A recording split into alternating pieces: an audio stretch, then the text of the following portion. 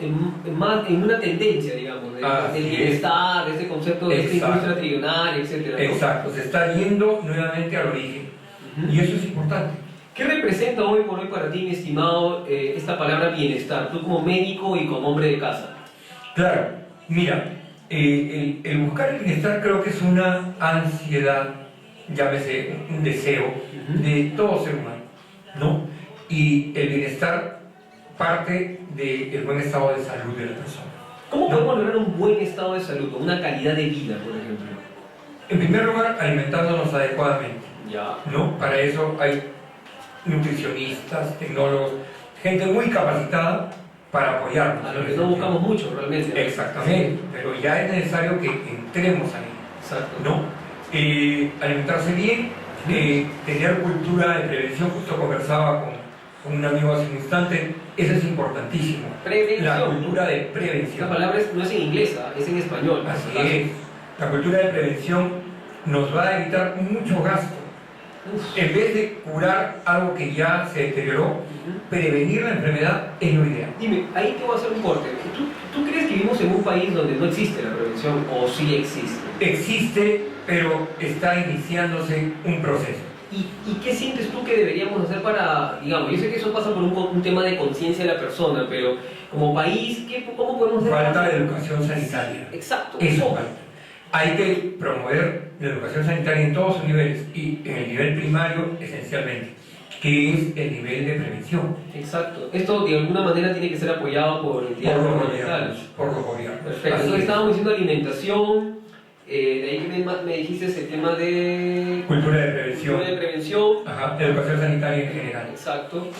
Y obviamente que los gobiernos inviertan en salud, porque para poder lograr una mejoría en todo país, es necesario básicamente una muy buena educación y una muy buena salud. Víctor, yendo un poquito al tema, tú como médico, tú me has contado muchas veces su historia, nos conocemos ya cerca de 4 años, somos grandes amigos, socios también del mismo proyecto Visión en el que estamos ya un buen tiempo.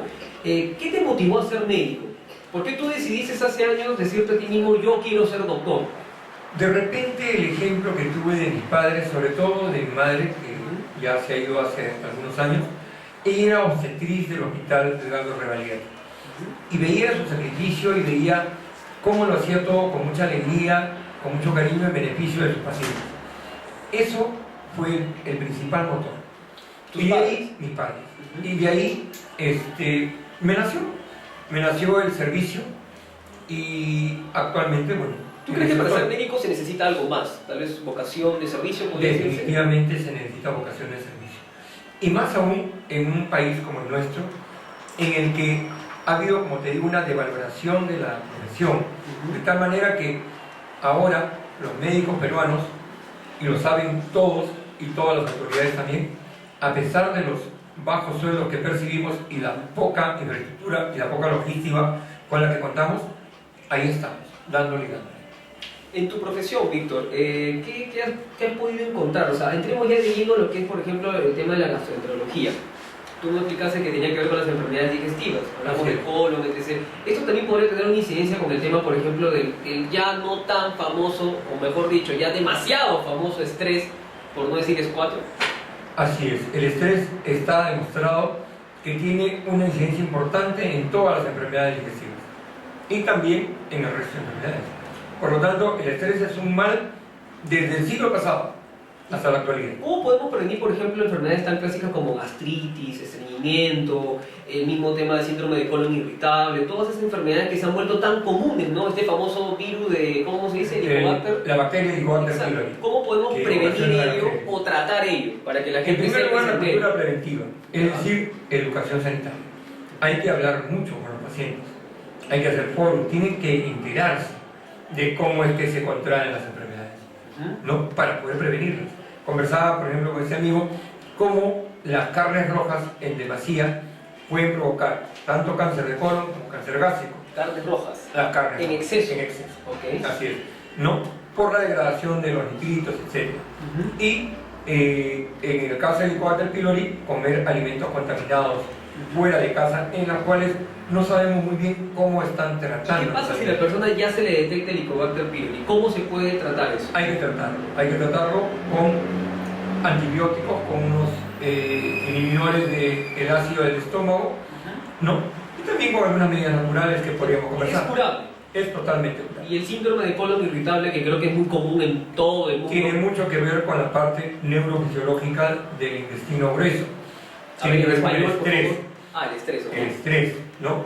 Se maneja eso, un buen manejo psicológico y el manejo de la motilidad intestinal, que es lo principal. Justo hablábamos también que, por ejemplo, el tema de las úlceras, que también es común en nuestro país, es también producto del estrés, en cierta forma. Tiene que ver, por supuesto que tiene que ver en la génesis de la úlcera, el estrés. ¿Cómo podemos controlar el estrés? La verdad, uno me habla de estilo de vida, calidad de vida, pero vivimos en un mundo que va a 1000 por 1000, demasiado acelerado. ¿Cómo podemos evitar el estrés? Bueno, inicialmente en la relación médico-paciente uno tener una buena relación con el paciente para poder entrar no tanto en la intimidad, sino en su entorno, en su medio, para poder decirle algunas cosas que cotidianamente podríamos manejar en casa, charlas, caminatas, cosas que se pueden manejar en casa.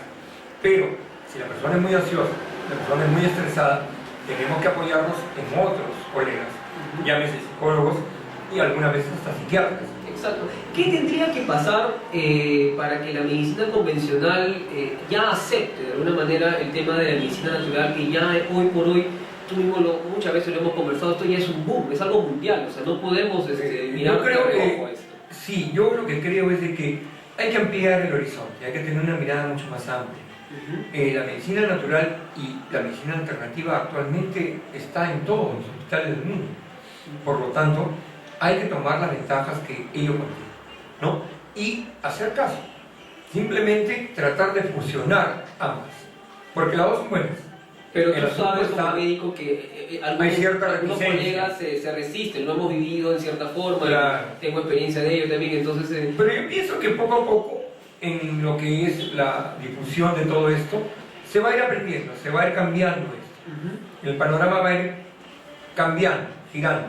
Y va a llegar un momento en que tanto la medicina natural como la medicina farmacológica se van a complementar. Por ejemplo, antes de pasar a comerciales, dos preguntitas. La primera, ¿qué alimentos pueden favorecer una mejor calidad de vida? Nosotros promocionamos en cierta forma uno de los alimentos más completos del mundo, si no es el más completo, que eso viene en la segunda secuencia.